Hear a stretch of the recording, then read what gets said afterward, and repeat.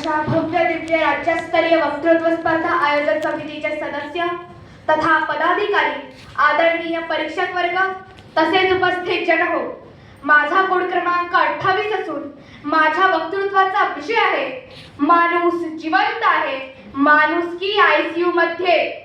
आजपासून बरोबर 33 वर्षांपूर्वी मार्च 1993 साली सुदान या देशातील आयोडा या गावाजवळची ही घटना. त्यावेळी सुदानमध्ये गृहयुद्ध पेटले होते. तेथील लोकांवर चक्क उपासमारीची वेळ आली होती. उपासमारीने बायका, लहान मुले, माणसे मरत होती. तेव्हा सुदानमध्ये आयोडा या गावाजवळील रस्त्यावर धुळीने माखलेली उघडी बालिका, भुकेने व्याकुळ झालेली एक छोटस मूल, जिच्या अंगात फक्त हाडाचा सापळा चुरलेला, रस्त्यात निपचित अर्धमेल्या अवस्थेत पडली होती.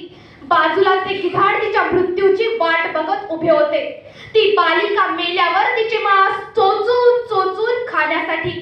एवढ्या दक्षिण African photo journalist Kevin Carter तिथे आला. लगेच त्याने हा फोटो आपल्या कॅमेऱ्यात कैद केला आणि फ्लाईटला उशीर होतोय म्हणून त्या मुलीला तसेच मरण्यासाठी सोडून निघून गेला. ती बालिका त्याच्या त्या फोटोला पुलिसर अवॉर्ड भेटला. त्याचे खूप नाव झाले. तो photo vulture and the little girl या नावाने ओळखतात. लोक म्हणाले तिथं 2 गिधाडे होती, एक लालचोचवाला आणि दुसरा कॅमेरेवाला. इथं केविन कार्टर संवेदनाहीन माणसाचे प्रतिनिधित्व करतो. म्हणूनच म्हणावेसे वाटते, माणूस तर वाचला, माणुसकी मात्र ICU मध्ये ऍडमिट झाली. इथं माणुसकी हरली हो, माणुसकीच माणसाचे जणू सरली हो.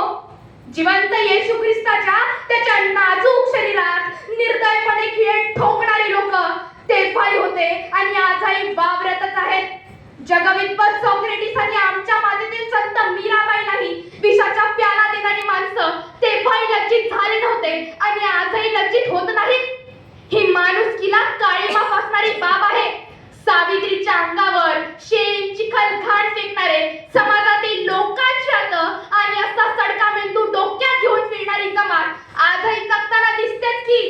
मला एक प्रश्न पडतो, प्रत्येक युगात सीतेला अग्नी परीक्षा का द्यावी लागते हो? सीता तेव्हाही ज्वालेत होती आणि आजही ज्वालेतच आहे. तंदूर भाजण्याच्या चुलीत तिला सरेआम जाळल्या जाते. निर्भयावर चालत्या गाडीत अत्याचार होतो. पेट्रोल टाकून बायकांना डोळ्यात देखत पेटवल्या जाते, कधी हुंड्यासाठी तर कधी कशासाठी. तेव्हा समाजाची मती कुठे गिरवी राहते हो? तिच्या चेहऱ्यावर ऍसिड फेकल्या जाते. अजून न जन्मलेल्या कोंबड्या कळीला आईचं भ्रूण हत्येद्वारे अक्षरशः चिरडून टाकते गर्भातच. जन्मण्याच्या आधीच तिला संपवल्या जाते. काय झाले हो या समाजाला? कुठे भरकटत जात आहे हा समाज? या सगळ्या गोष्टी उघड्या डोळ्याने पाहून चक्क चक्रावते हो मी. माझे काळीज फाटून जाते, डोळ्यात अश्रू दाटतात, ऊर भरून येतो आणि ओरडून या समाजाला विचारावेसे वाटते, कुठे गेली रे तुमची माणुसकी? तरी तुम्ही आम्ही सारे आपण जगत आहोत.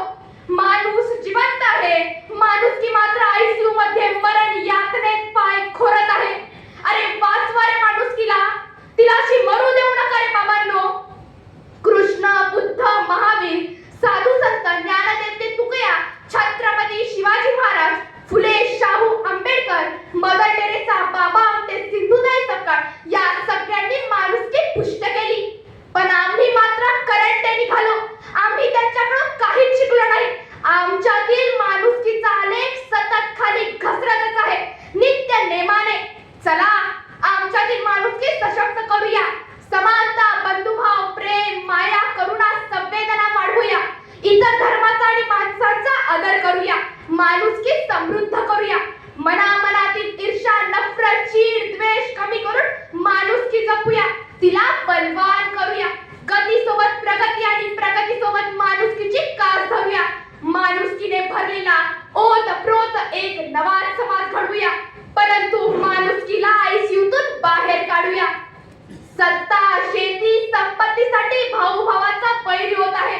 मुलं म्हाताऱ्या आई वडिलांना वृद्धाश्रमात पाठवतात. रस्त्यात अपघात झाल्यास मदत न करता रील बनवतात लोक. एपस्टीन फाईल उघडली आणि जगात हाहाकार पसरला.